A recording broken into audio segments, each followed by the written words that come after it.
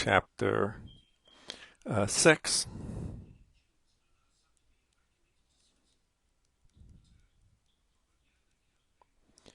Factoring.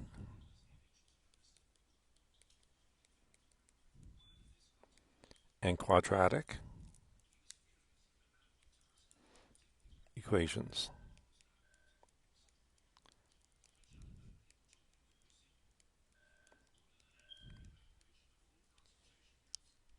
Section 6.1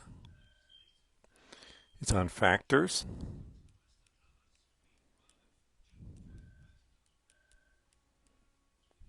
Greatest common factor.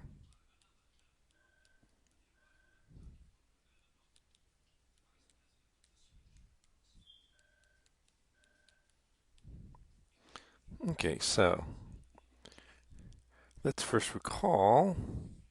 Let me move these up. Okay, so let's first recall some notation. So suppose I have 2 times 3 equals 6. Then we call 2 and 3 a factor of 6. So 2 and also 3, of course, is a factor of 6. Or we say 2 divides 6. Or, well, we can denote that by as follows. 2 divides 6. Or we can say that 6 is a multiple of 2.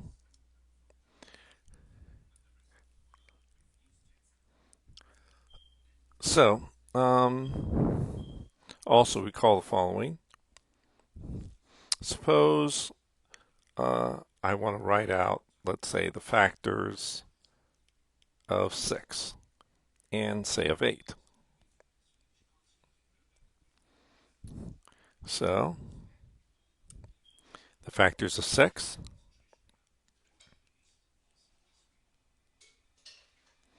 are the following: 1, 2, 3, and 6.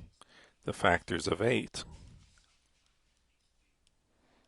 are the following: 1, 2, 4, and 8. So therefore, the common factors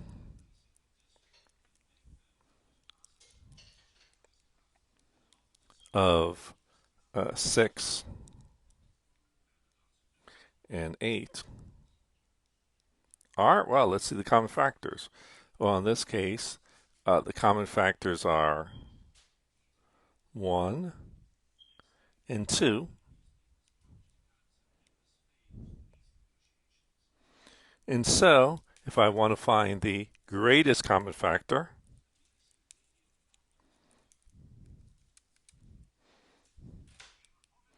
so therefore the greatest common factor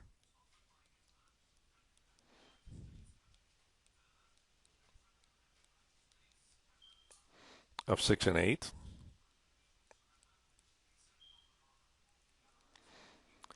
well, the common factors are 1 and 2, therefore the greatest common factor is 2.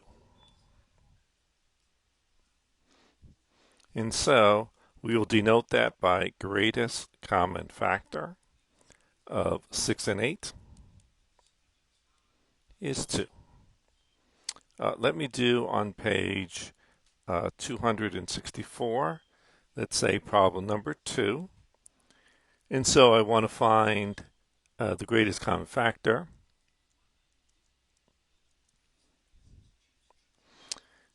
So let's see.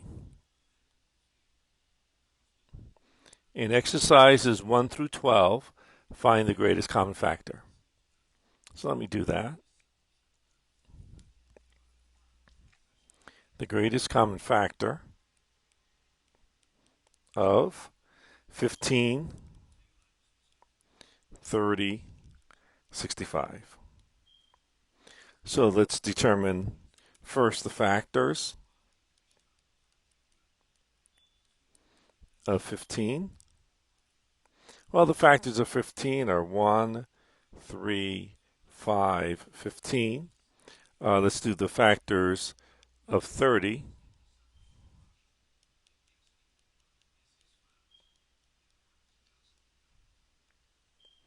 Are 1, 2, 3, 5, 6, 10, 15,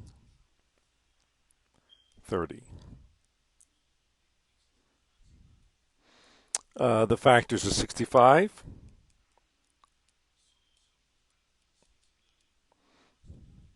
are 1, 5, 13, 65. And so the greatest common factor of 15, 30, 65, well, the common factors are 1, 5, and so the greatest common factor is 5. Let me do problem number 4. The greatest common factor of 6, 9, and 72. Well, each of them are divisible by 3, and that's the largest number that you can divide each of these, both 6, 9, and 72 by. Let me do problem number 8. I want to find the greatest common factor of 4x, 24y squared, and 30z. Well, let me first look at the constants. And so if I look just at the numbers, 4, 24, 30, the greatest common factor is 2. If I look at the variables, all I have to do is find the lowest power of each of the variables in common in the terms. And so this is x. There's no other x here, so there's no x's in common. There's no y in here, so there's no y's in common. And there's no z here, so therefore the greatest common factor is just 2. So it's actually easier to deal with variables in this case. Let me do problem number 12.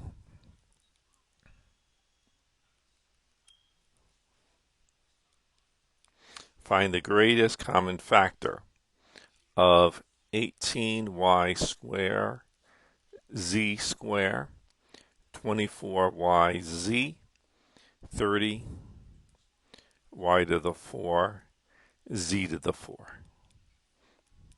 So again, let's just look at the constant. And so, if I do that, well, the greatest common factor of 18, 24, 30 is 6. The lowest power of y squared, y to the 4th is y, of z squared, z to the 4th is z, and so the greatest common factor is 6yz. Let me do problem number 16. 15 y to the 4 equals y squared times something. In exercises 13 through 20, identify the missing factor. Okay, so let me do that. And so 15 y to the 4th is equal to y squared times, well, 15y to the 4th divided by y squared is 15y squared. And that is your answer. Let me do problem number 20.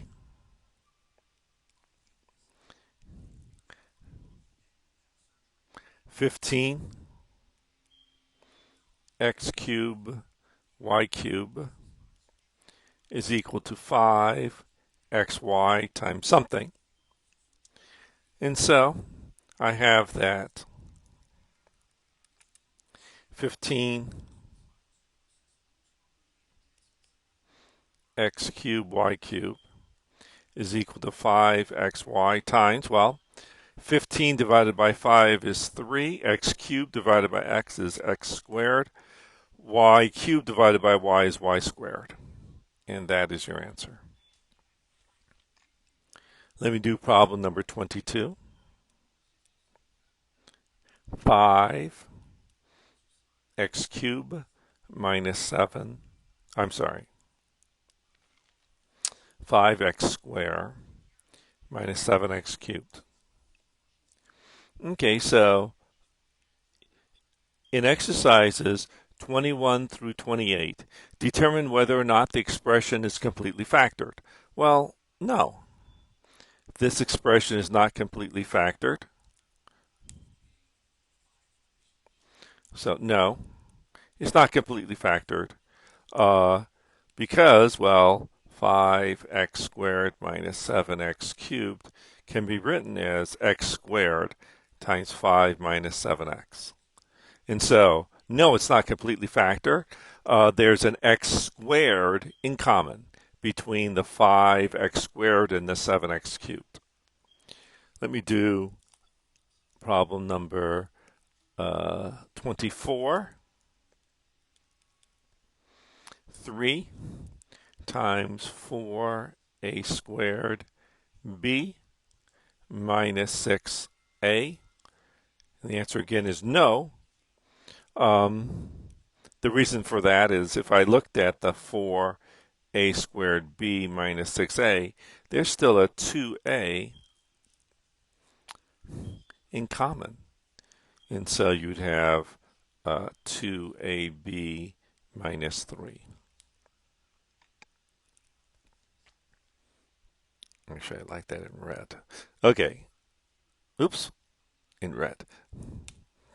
Let me do problem number 26. 2x plus y times x minus 2y. Is that completely factored? Yeah.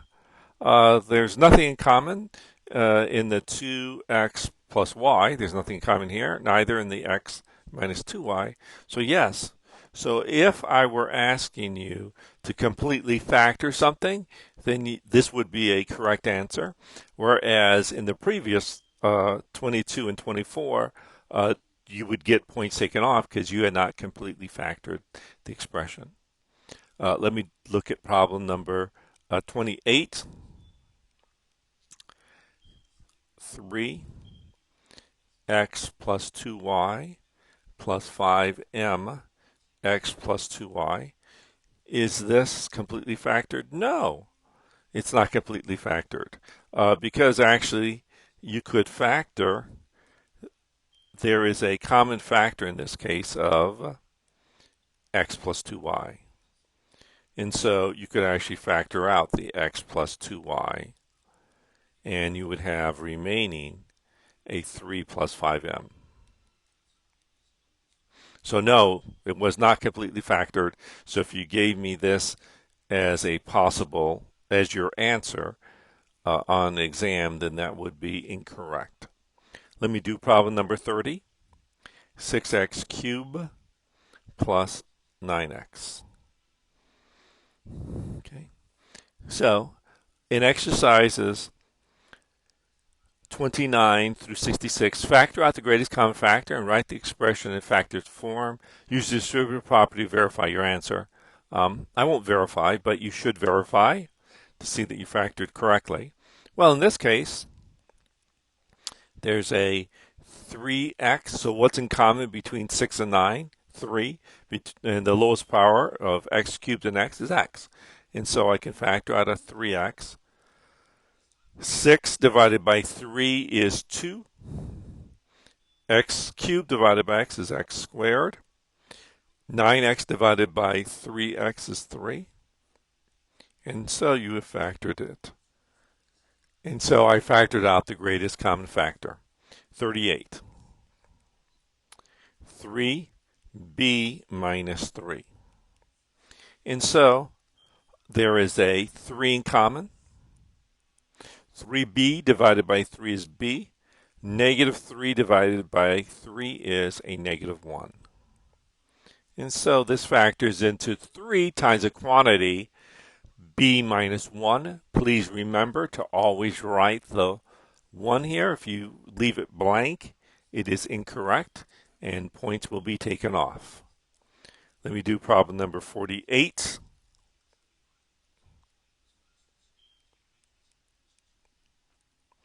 Three x cubed plus 6 x squared plus 9x. So if I look at 3, 6, and 9, there's a 3 in common. X cubed, x squared, x, the lowest power is x. 3x cubed divided by 3x is x squared. 6x squared divided by 3x is 2x. 9x divided by 3x is 3. 56. 12 x cubed y squared plus 15x y squared minus 21 x squared y.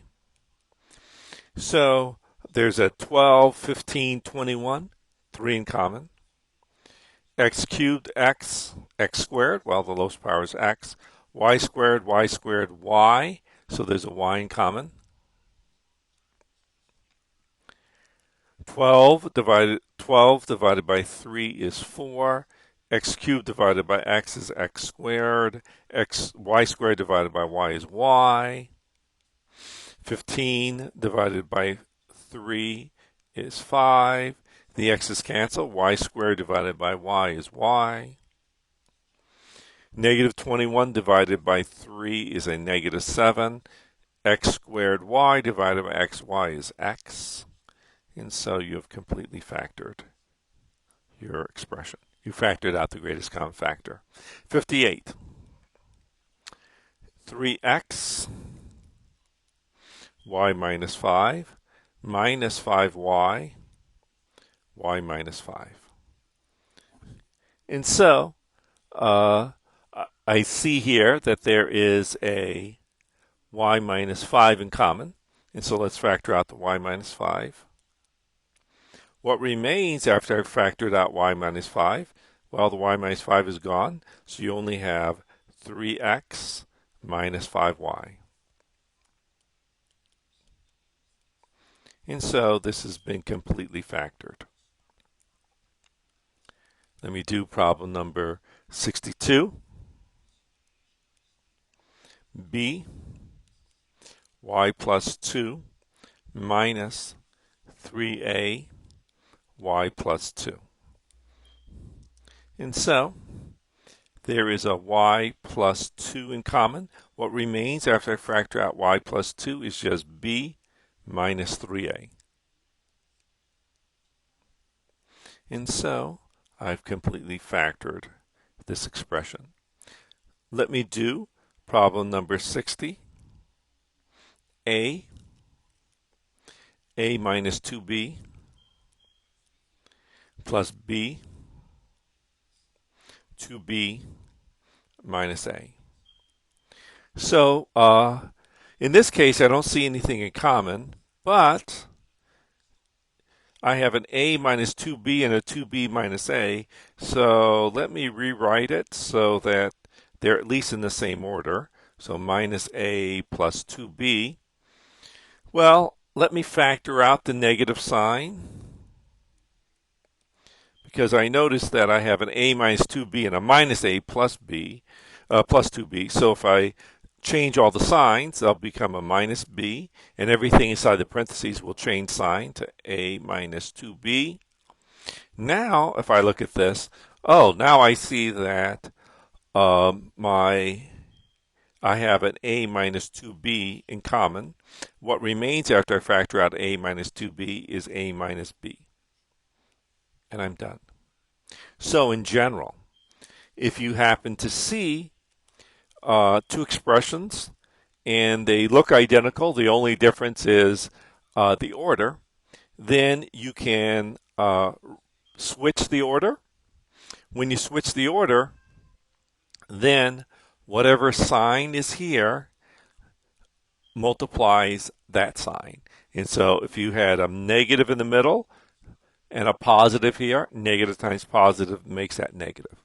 If you had a positive here, positive times positive would just keep positive. Okay? Let me do problem number 64.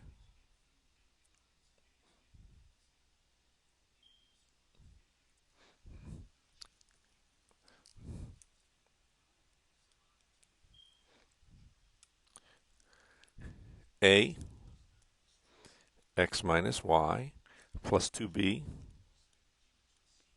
y minus x. And so the x minus y is in common. So notice x minus y is the same as y minus x. The only difference is the order. And so this minus will make the plus a minus. So what remains is a minus 2b. And you're done. Let me do problem number 68.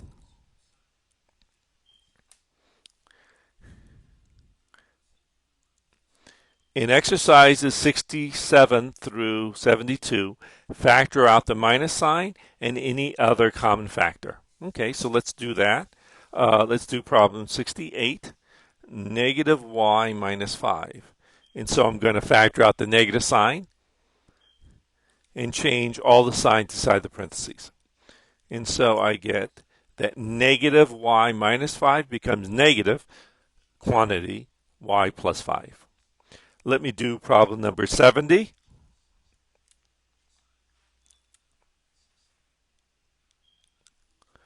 Negative 3y plus 3.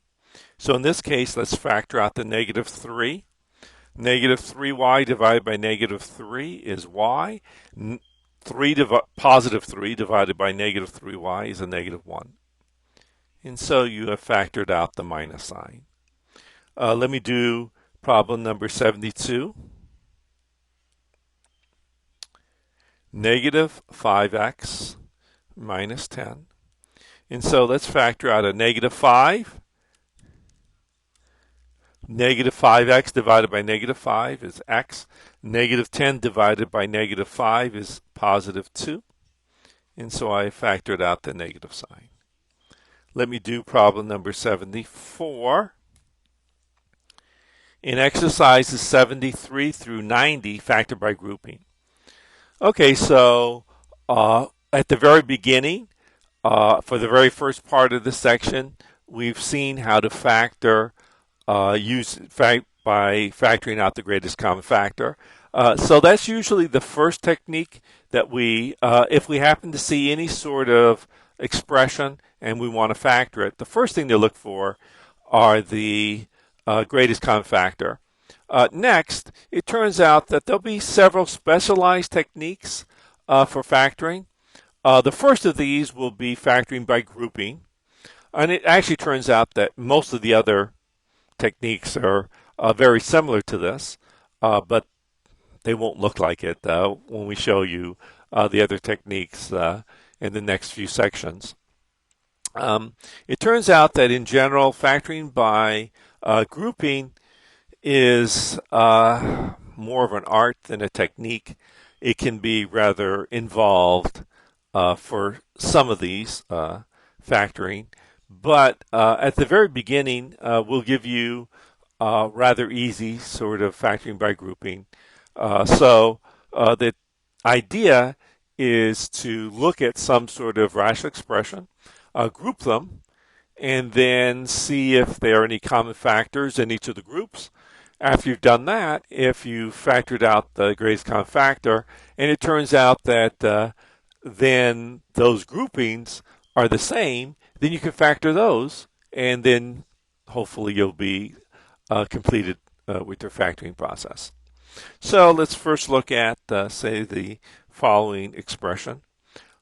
y squared minus 3y plus xy minus 3x. So the first and most obvious grouping would be to group the first two terms and the last two terms. This does not always work, but at least for the initial few type problems, it will work this way. At least in this section, they'll always be the first and last two terms. And so let's group the first two terms and the last two terms. Now, I should sort of note, maybe I'll put the note here, because it'll take, I don't know, let's see, probably about 1, 2, 3, about here, I guess I'll say note. Or warning rather than a note. Make it a warning so that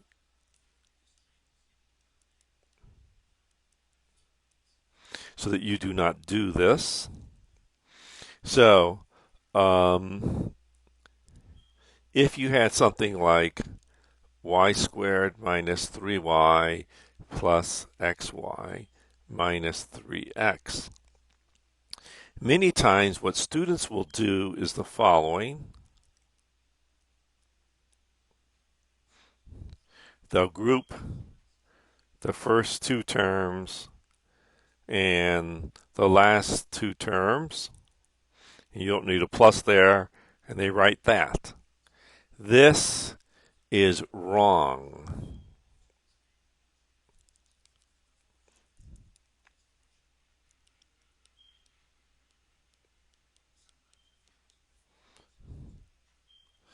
So a plus sign is missing.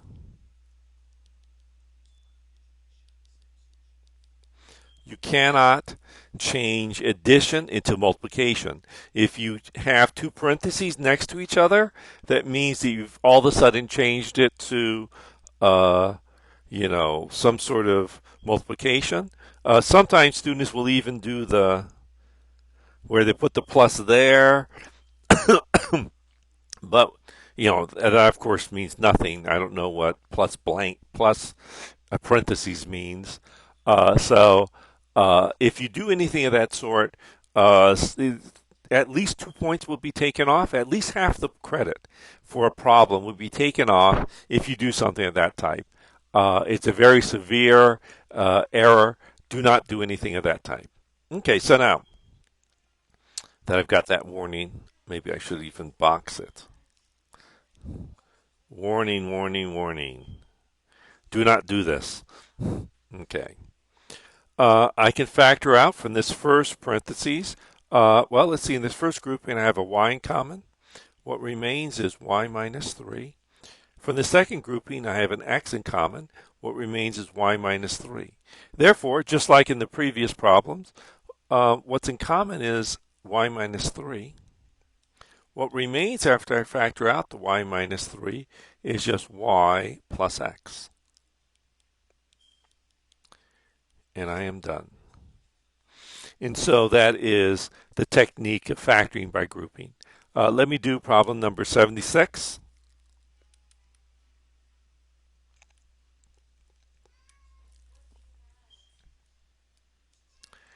xy minus xb plus y minus b. And so let's group the first two and last two terms. I can factor out an x from the first term. I can factor out a 1 from the last term. Now, you don't really need the 1, but I found that it's very important for students to put the 1 there, because if not, they factor it incorrectly. And so what's in common here is y minus b.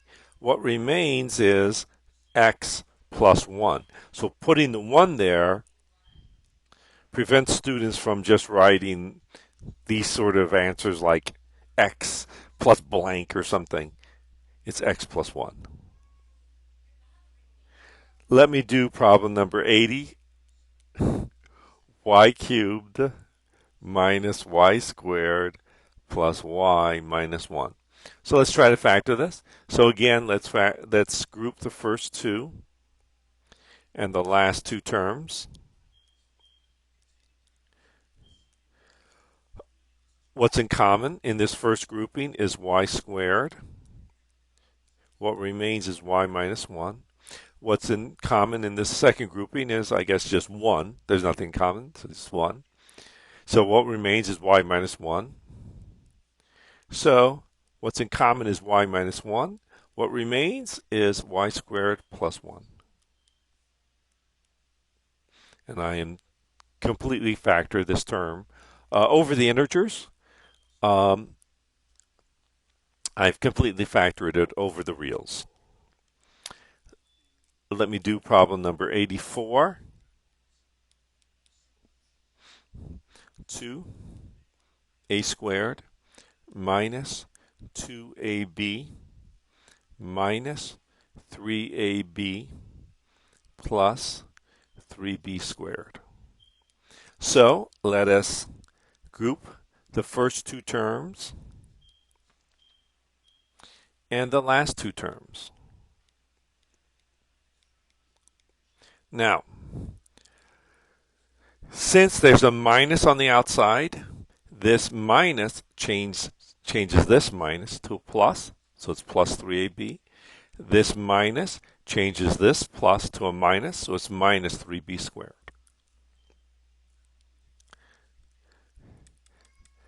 There is a 2a in common in the first grouping. What remains is a minus b. There is a 3b in common in the last grouping. What remains is a minus b. And so there's an a minus b in common. What remains after I factor out a minus b is 2a minus 3b.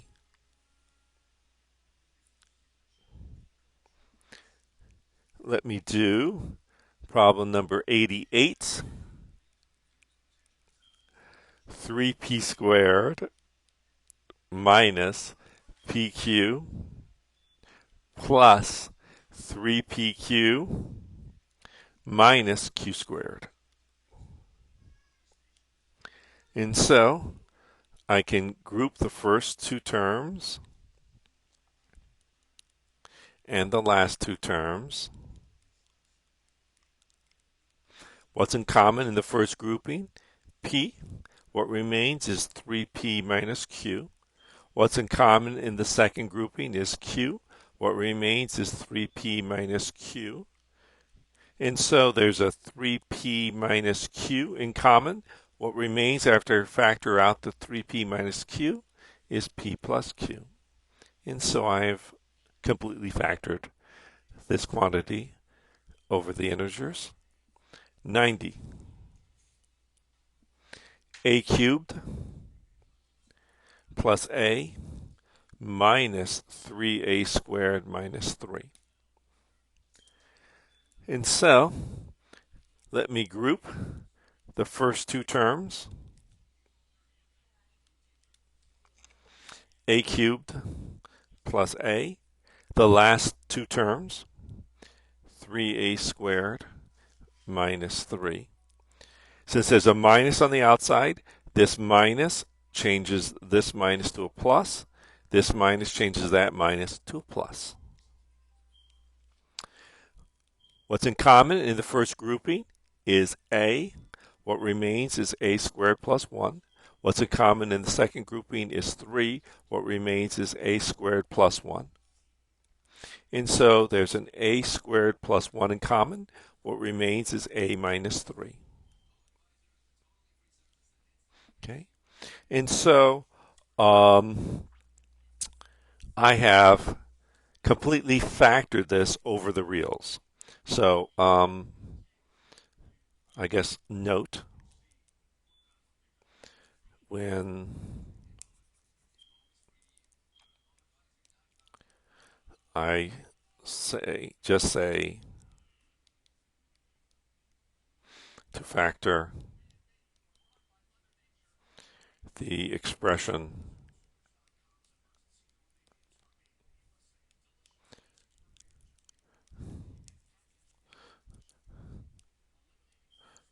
I actually um, mean to say factor the expression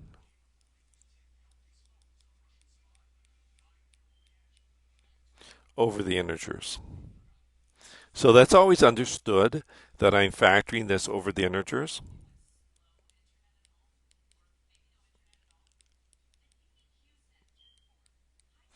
Okay, um,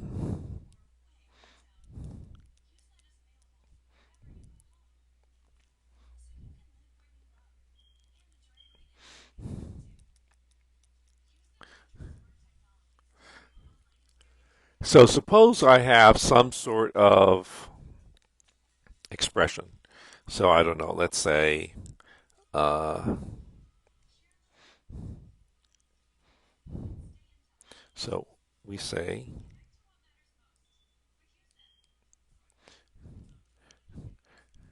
we factor, we say that, I don't know, P is, say, a field F. That P is factored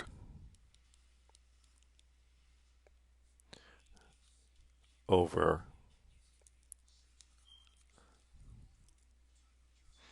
and let's say, so P is factored over F, a field F, if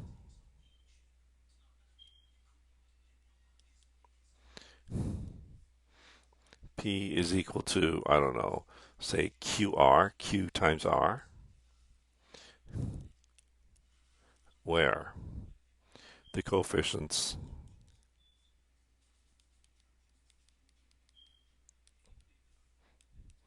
of P, Q, and R are in the field F. So, let's say, um,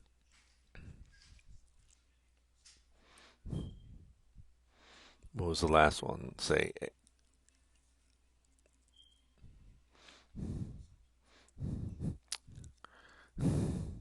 for example,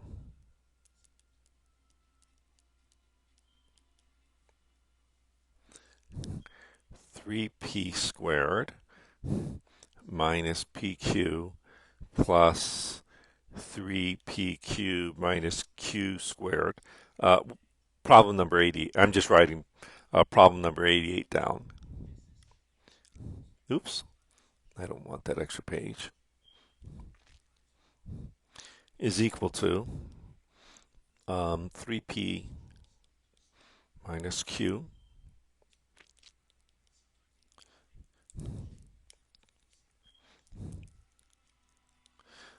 is said to be completely factored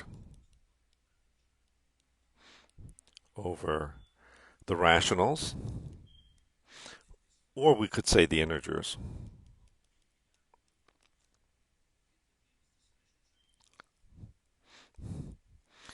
since the coefficients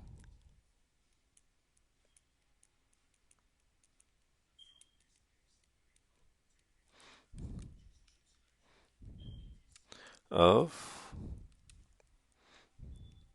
3p squared minus pq plus 3pq minus q squared are rational numbers.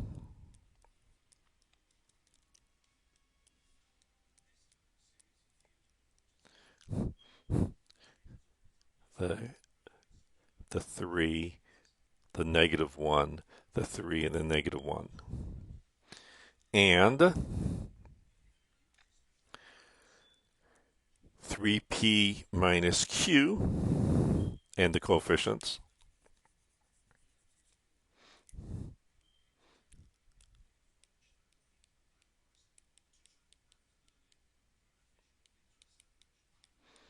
of 3p minus q, the factor, are rational numbers. The 3 and the negative 1 are rational numbers.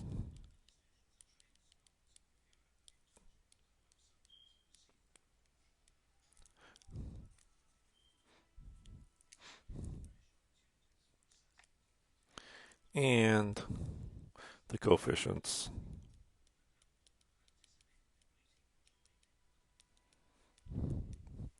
of, what was it, p plus q, so they're both 1, are rational numbers.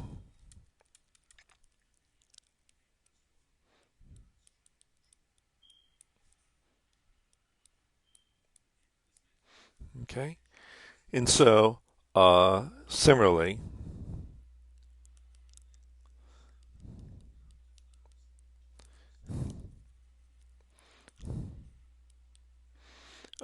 we could have said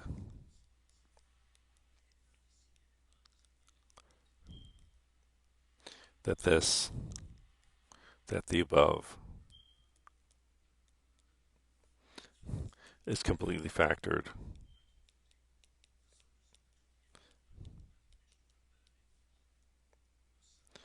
over the integers.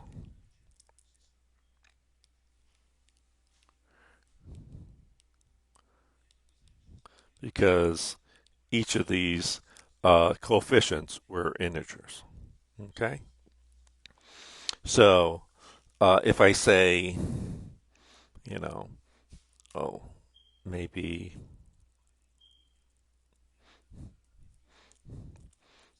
factor, so for example,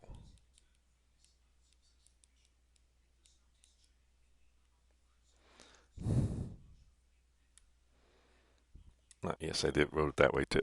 So for example, suppose I had 2a squared, this is problem 84, minus 2ab, for example, factor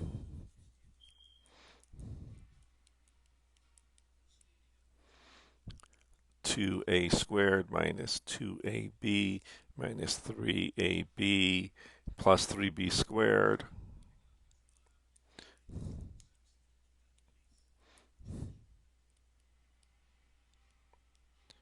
over the integers.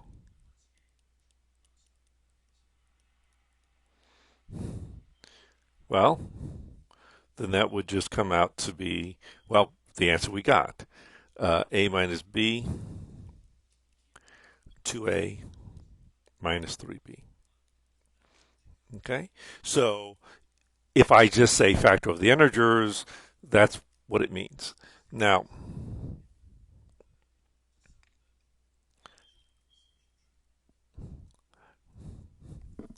note the following. In the future, so I said something like, for problem 90, that I'd factored it completely. But actually, it sort of depends on what you're talking about. So if I look at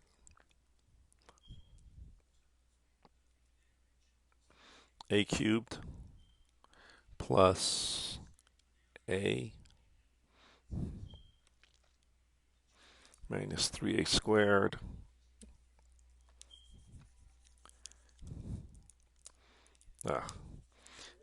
a cubed plus a minus 3a squared minus 3. If I look at this,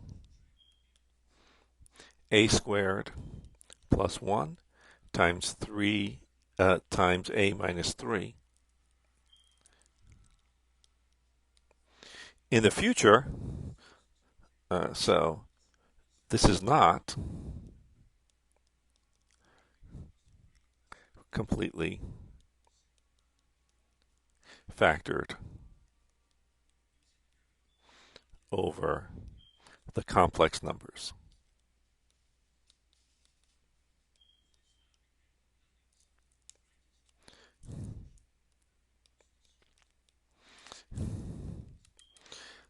And well, you don't know what complex numbers are yet, but you will in the future. And so um, we will discuss complex numbers in the future.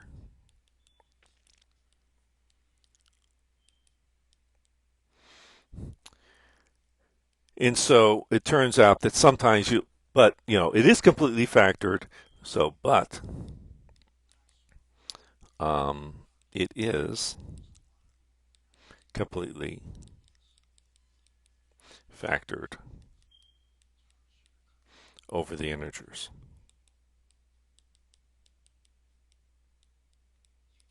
So it depends on where I'm telling you to factor it. So it is completely factored over the integers, but if I said completely factor it over the complex numbers, then the answer would be no, you haven't completely factored it yet. Okay, so that actually finishes off section 6.1. So I see just got in, but okay, so I guess I just finished off section 6.1. So I guess I'll have to stop this for now so that people can see this recording. Okay, sorry about that, but I'm going to have to remove you as a participant. Bye.